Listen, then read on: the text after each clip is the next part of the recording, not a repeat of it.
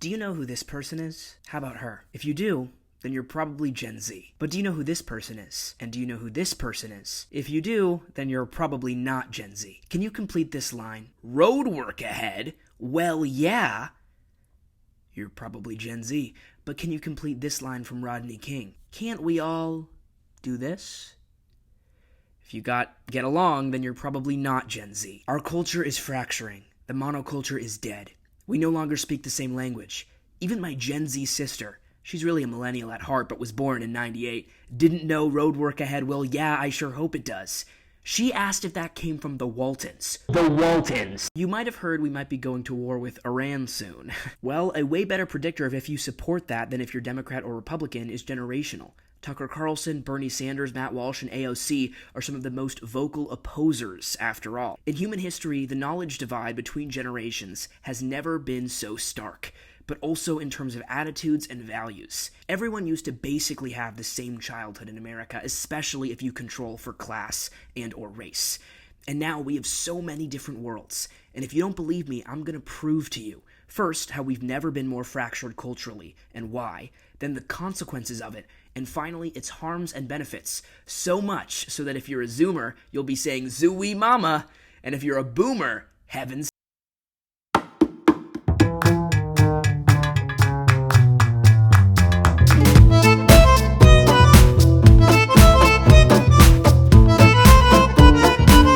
What people around him were saying, even his awareness of the brands he was picking up was diminished. His attention was focused on one YouTuber with a couple million subscribers.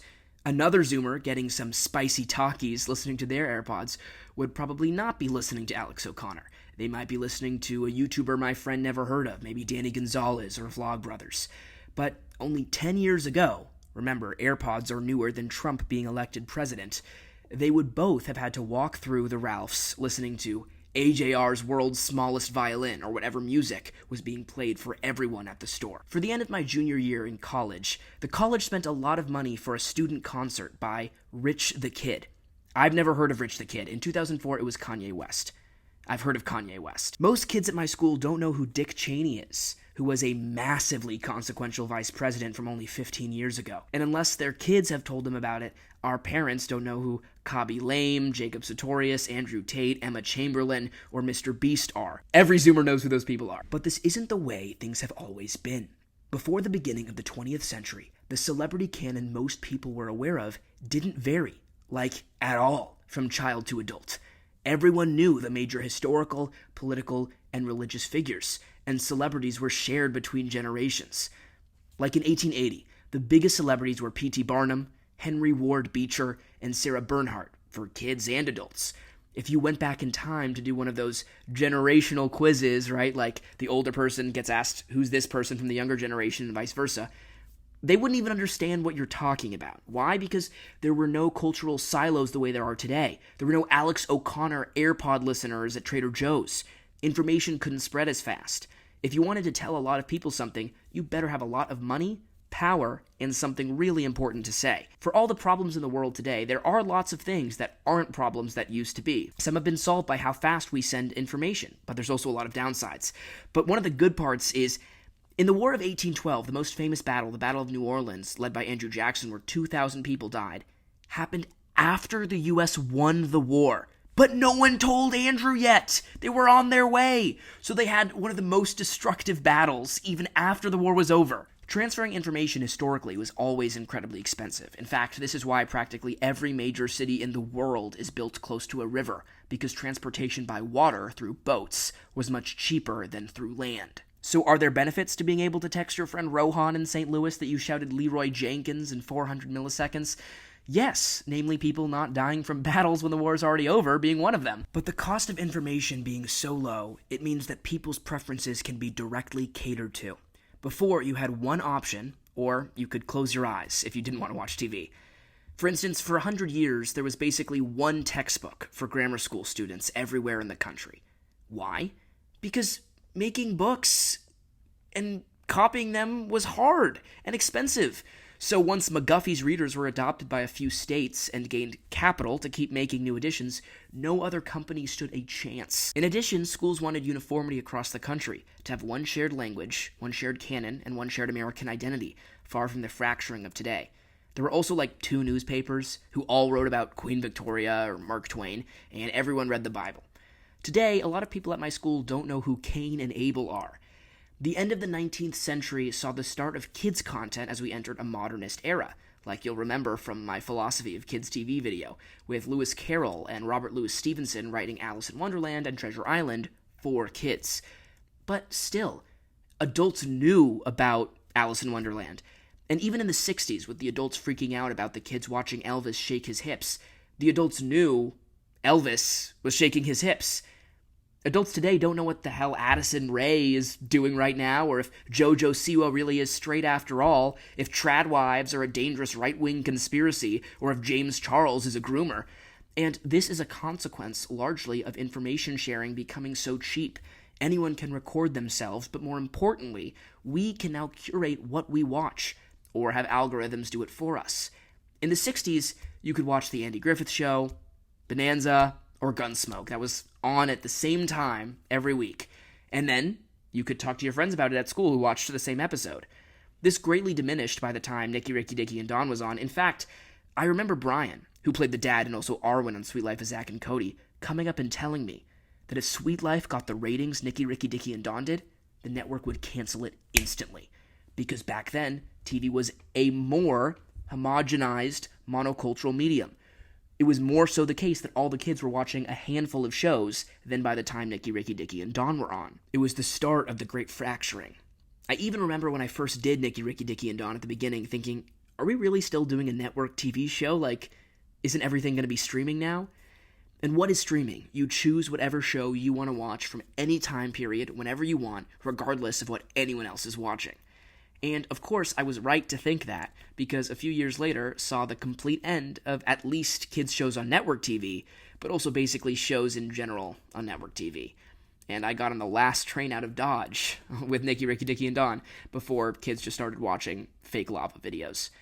I'm not the first to make this point, but you think about the American Civil War, and obviously there was disagreement on slavery, industrialization, and retaining the Union. These were big deals. Really big deals. But outside of that, the North and South had everything in common. Values, lifestyle, and of course, cultural canon. I'm a big fan of the show Jeopardy, because I'm a boomer, I guess. That show is supposed to ask about the shared American cultural canon, and it could do that in the 80s when it premiered. But it can't anymore, because we don't know things in common anymore. Like, for example, the show has never even mentioned Mr. Beast.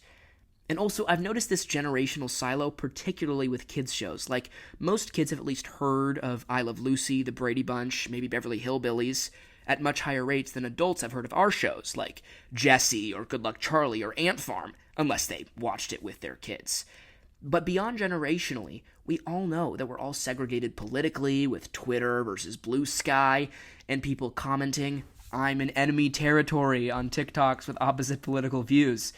But even here, there's a generational divide, because people on the right and left who are young and like Trump or Bernie Sanders oppose this new perspective war with Iran, while it's the old guard of neocons and liberals alike, like Lindsey Graham and the Nancy Pelosi types, that are in favor of it. All my favorite YouTubers, most of them my best friends don't know and probably would have never heard of.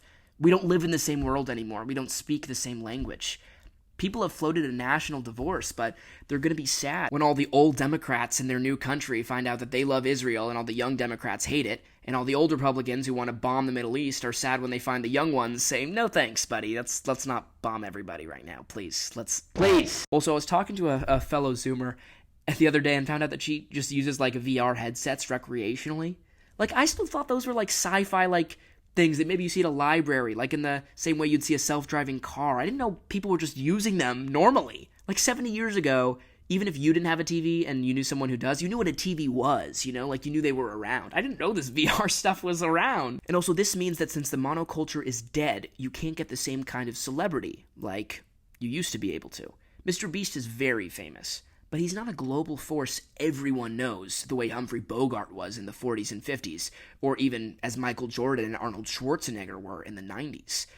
The only person like that in the world today, across generations and countries, is arguably Donald Trump. People used to watch cable news like CNN.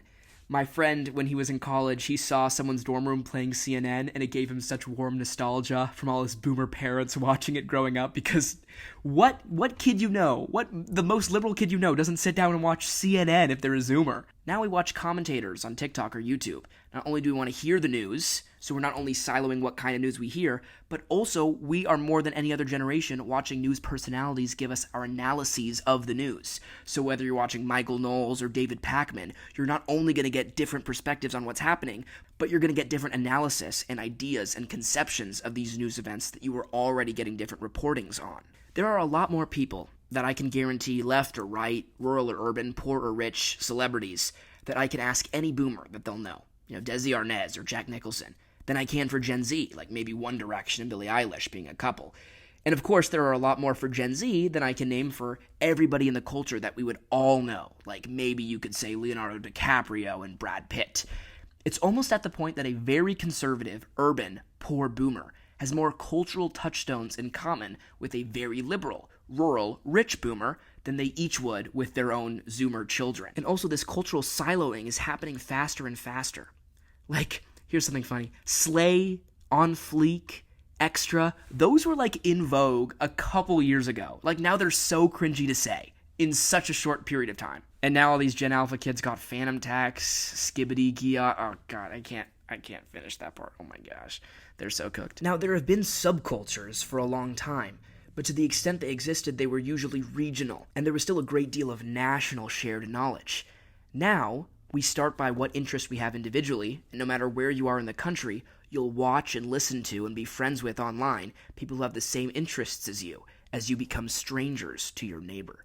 I think this Reddit post explains it well. So the vast majority of your cultural touchstones were local and regional, and if you weren't from the region, there was no way to access these things. But the information/content that was sent via national TV and magazines were unavoidable. So you are right that we still have big national cultural touchstones like Marvel, Taylor Swift, the Super Bowl, but the difference is, firstly, you can now easily avoid them while still engaging in other nationwide cultural things that are more niche, and secondly, there are no longer disconnected regional subcultures to juxtapose with mainstream culture. Back to the three teens. In 2023, sure, they've all probably heard Taylor Swift and seen a few Marvel movies, but chances are they are going to have other, more narrow interests that they bond over, rather than their love or hatred of Marvel or Taylor Swift.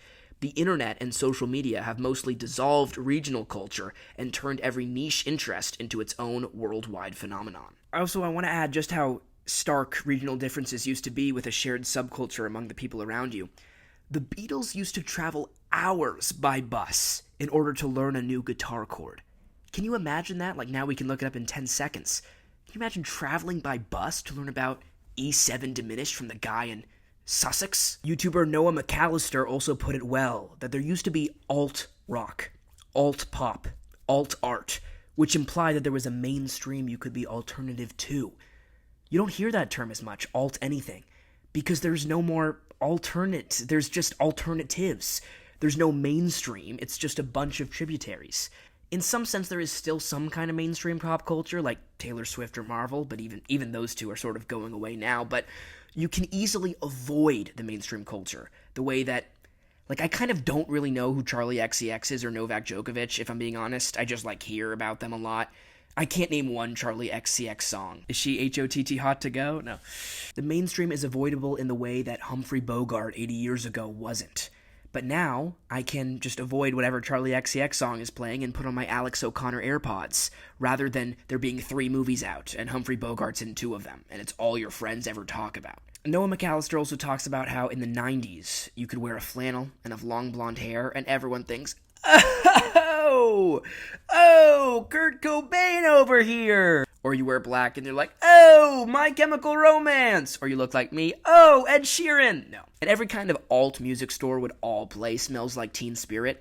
There's no equivalent to that today. The only uniformity we have is in brands that you see across the country. McDonald's, Burger King, Wendy's. It's not like you walk into a record store today, we don't even have those anymore, and everyone is just playing Taylor Swift, and you have blonde hair, and people are like, oh, you're Taylor Swift. Because now, if you're into 1780s balalaika music, or Jewish klezmer music, or Casey and the Sunshine Band, you can listen to those exclusively, even if the only other people listening to that are in Casper, Wyoming. Because you can talk to the people in Casper, Wyoming, and tune out whatever mainstream culture is still around. A great concrete piece of evidence here is the Oscars. In 1969, when there were 200 million US adults, 53 million watched the Oscars. Now, when there are 60 million more adults, the Oscars doesn't even hit 20 million viewers. Here's two boomers explaining how they all grew up the exact same, the way that we could not say as Zoomers. Anybody our age, I'm almost 70, our childhoods were so interchangeable. I feel like that's something that kids today don't have. Like you grew up in Armonk, New York. So did I, even though I didn't. Yeah. But we did. Yeah. Your house was my house. I'm sure it was. I'm talking about the white kids. We went to a high school called Pleasantville. Pleasantville? So did I, even though it wasn't. But how is this all affecting us? Not good. Okay. No, we're cooked. You know how there are no more kids shows? Well, there's also no more accents. It's a bit hyperbole, but accents are going away. My living history is just going to be like, hello, my name is Charles I of England. Experts say that iconic Southern drawl, marked by elongated vowels and a slower pace, is actually disappearing. Y'all, what happened to Southern accents? Research shows a diminishing accent in regions across the South. Now people have access to the internet and people are moving around, so everyone's sort of hearing how everyone else speaks. And at the same time that our accents are flattening out, in terms of values and interests, we are becoming further apart. And you need only look at 20th century India or 13th century Italy to see the dangers of factionalism. As Aristotle explains, a state composed of too many will not be a true state, for it will not easily have a unified purpose. A state consisting of dissimilar elements cannot be well governed. Like a lot of the people who have some of my more niche interests, I know online. Like, thankfully, I know a lot of people in real life, too, but like a lot of the people I play Jeopardy with, I just know online, and they live in Casper, Wyoming, probably. And when I meet someone for the first time, it's not in a shared context like college and is my age, I don't know exactly what we'll share or have in common. Like, presumably, we're not going to talk about the monoculture of the new Marvel movie, so we kind of have to feel around until maybe they remember Drake and Josh, or we just talk about their dog. And now algorithms are getting so advanced that this whole process is getting faster and faster, to the point where try browsing YouTube or TikTok signed out and you see a whole different world. But you don't even see the mainstream that you're shunning. You just see random videos that someone else might not see. There isn't even a mainstream on TikTok that you're avoiding. It's just people watching Tradwife or Grammar or Ginny and Georgia TikTok. On the other hand, my friend was much happier listening to Alex O'Connor talk about the existence of God than having to listen to Trader Joe's play Kendrick Lamar's Not Like Us. And I, for one, like watching YouTube essays about the postmodernism in our culture or the difference between American and Canadian conservatism, rather than everybody being forced to watch one episode of Gilligan's Island at 8 on NBC. So there definitely are benefits. Like, I'm glad I have the ability to do that. But on the other hand, there's such a thin slice of what can be considered monocultural today, like Marvel movies, that studio executives are so slow to innovate. They're really conservative. They have to bank on what works because there's such a limited slot space for monoculture. Think about it. The biggest stars artistically the last couple years, Taylor Swift. She was also big 15 years ago! And you think about how niche, like, Jacob Elordi is as, like, a main prominent actor for Gen Z. Like, I barely know who he is. But you compare that to Gary Cooper in the 40s, or even Leonardo DiCaprio in the 90s and aughts. We've become strangers to each other. But we've picked up a bunch of pen pals that we share interests with, and sometimes that we talk to, instead of knowing the world around us. I'm in one Discord community. I guess this is most Discord communities where, like, everybody's gay. But not everybody's gay in real life. I think. But everybody's gay in my Discord online. Like, I saw recently that companies are going less LGBT and people are asking for pronouns less, but, like, I didn't notice because everyone's gay, at least as far as I'm concerned. I know some kids growing up, they're, like, a couple years younger than me, and when they were in high school, it's like the concept of there not being gay marriage or something, it's, like, so foreign to them because if they were, like, in the theater program and, like, being gay 20 years ago, being gay 10 years ago was like being straight in theater now. Like, everyone was omnigender or bisexual at least. You know, if you were gay, you were basically Mormon. Like, remember Glee? The groundbreaking part of Glee in 2009 was that there was a gay kid, a closeted gay kid. Like, some public high schools in the year of our Lord 2024, if you weren't gay, like, you were weird. You were weird as hell. We've traded in, societally, cohesion for freedom. We did in unity for individualism. And we pay for indulging personal preferences with polarization.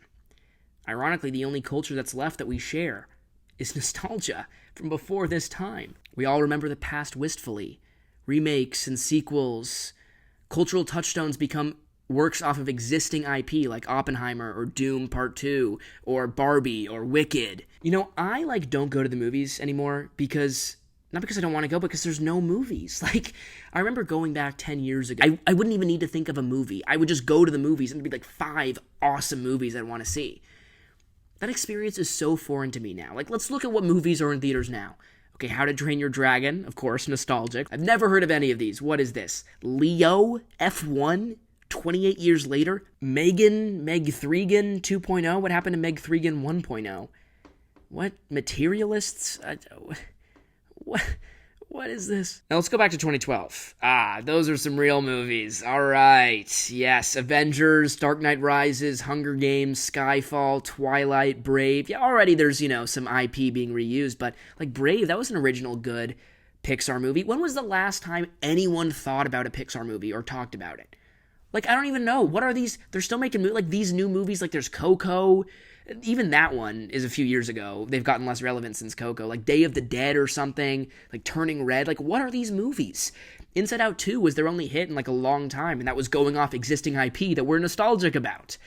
The reason why we can only have nostalgia monoculture is because that came from a time where there was a monoculture you could create that everyone can remember. Now you can't create anything now because there's no monoculture, so you have to go back to when there was a monoculture to get something that everybody will know. So people are trying to take advantage of the monoculture that used to exist.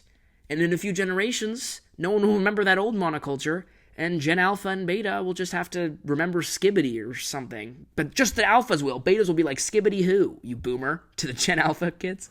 They'll just all have to watch fake lava movies on TikTok. Oh, we're so cooked.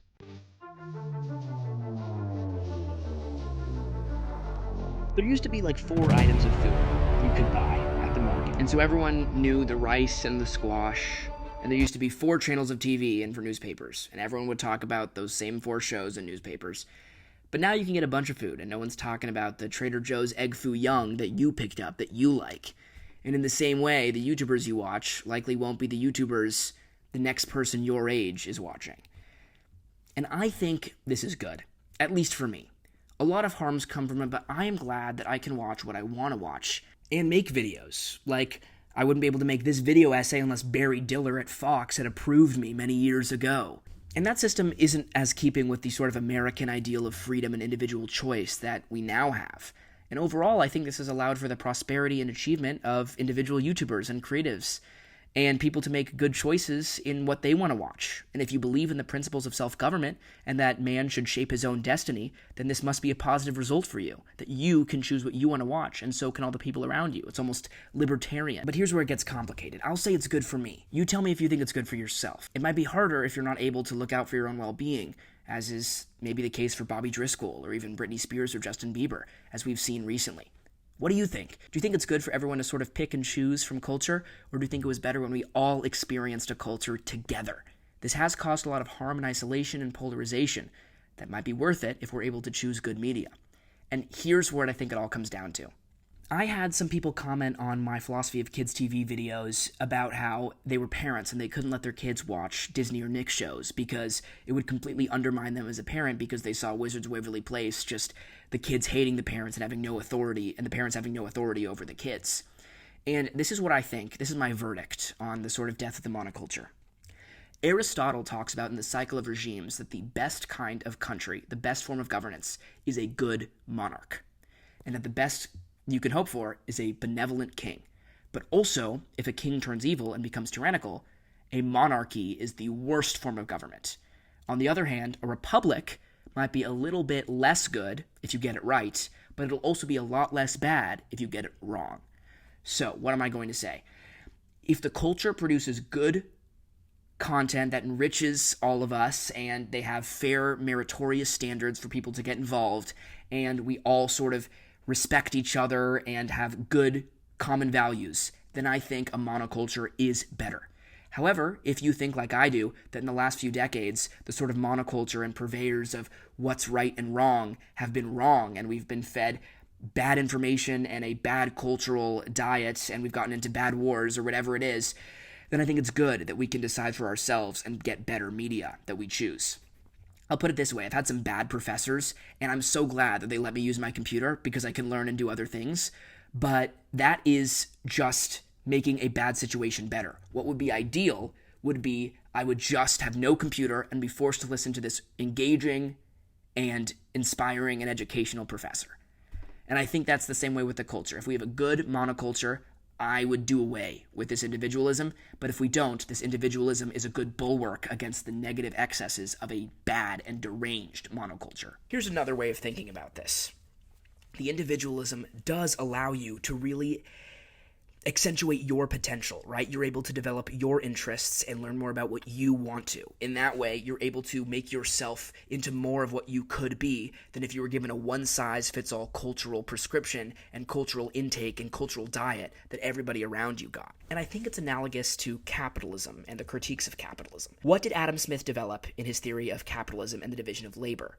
That if everybody specializes in their own kind of thing, then you'll have a much more efficient system. Everybody will specialize and get better at the little part they do, and everybody will get to consume more and have a higher standard of living and have a higher GDP, right? So think about it. Rather than you and me both making a chair, I would make the legs of the chair and you would make the stool in the chair, and together I get really good at my part and you get really good at your part. We're able to make whole chairs more efficiently. And Karl Marx acknowledged this, right? Like he said, capitalism is the most efficient system to giving people what they want.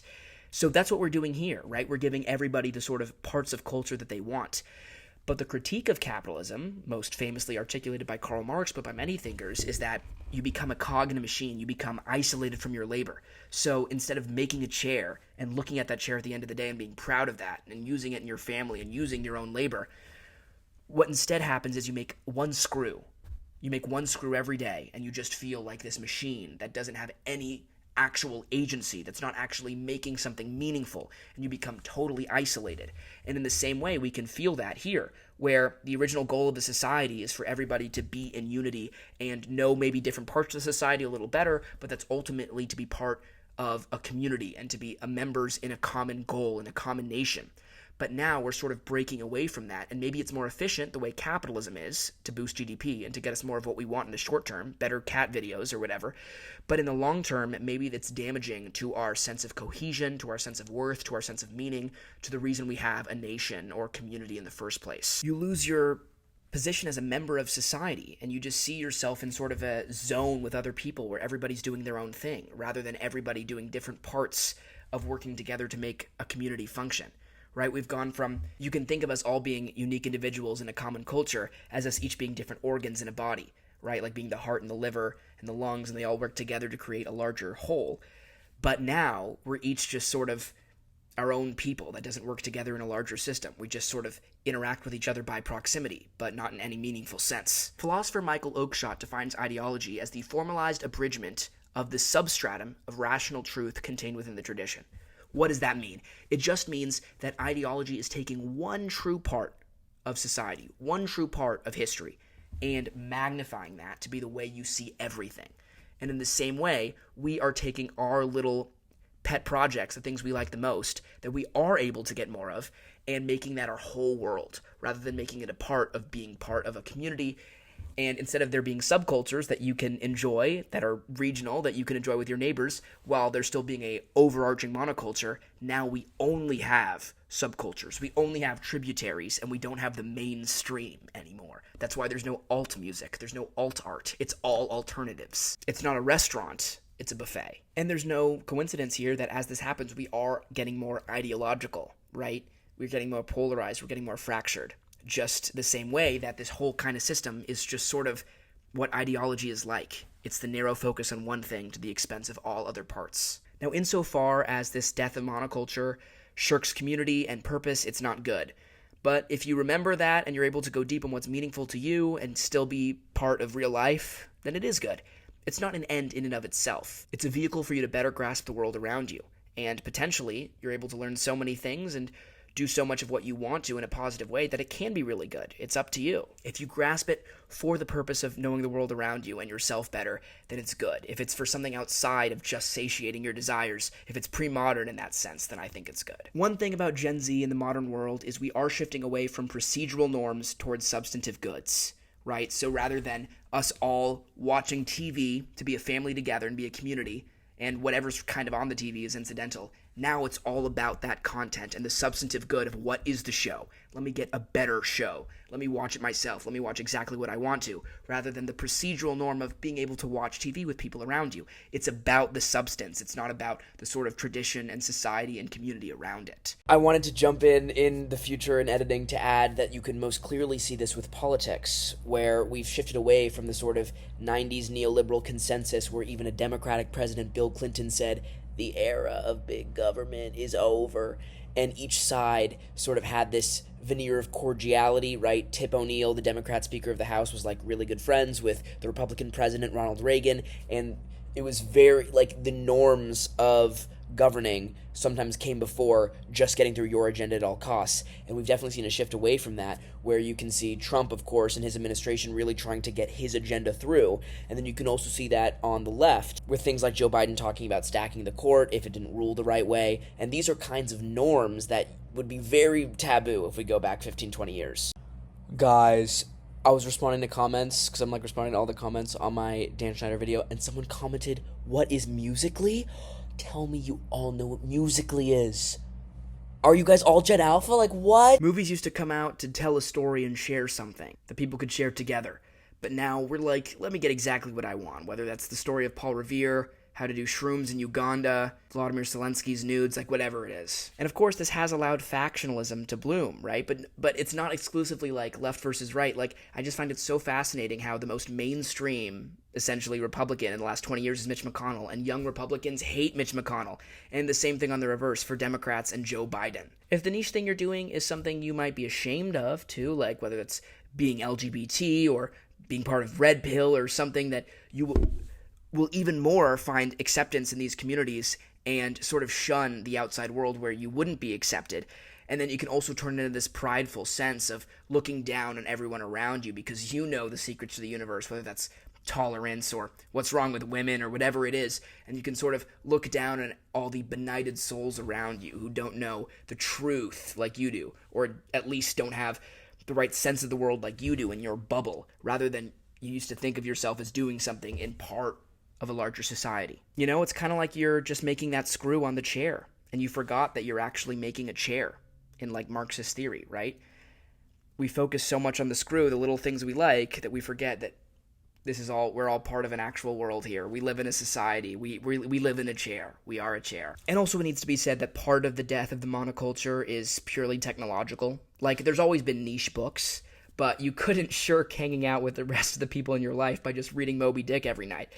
And sure, maybe a couple people did, you know, like, sounds like something Seneca would do. But now with TikTok, everyone can do that, and it's so much more enticing. Like, my friend is on this trip in Honduras, and whenever he finishes the day, he, like, plays with the people in the community, the kids in the community, and the other people he's with, they just go upstairs and, like, watch TikTok. Like, they can do that now. It'd be a little harder.